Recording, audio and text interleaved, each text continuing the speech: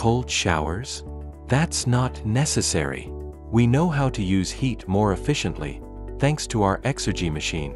This innovative device increases the efficiency of heating and hot water systems by converting low-temperature heat into highly usable heat at a higher temperature level. For example, heat pump heating systems benefit significantly. Heat pumps can only provide the required temperatures inefficiently, but the eXergymachine delivers the necessary temperature lift while reducing electricity consumption. And there's more. Solar systems yield higher returns when the eXergymachine boosts temperatures in spring and autumn. In commercial settings, the eXergymachine enables the economic use of waste heat.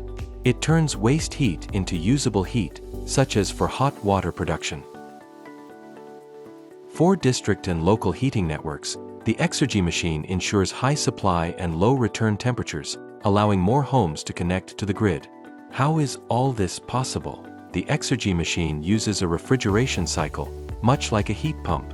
It heats the upper part of a thermal storage tank, providing high supply temperatures, while cooling the lower part, which makes heat sources work more efficiently.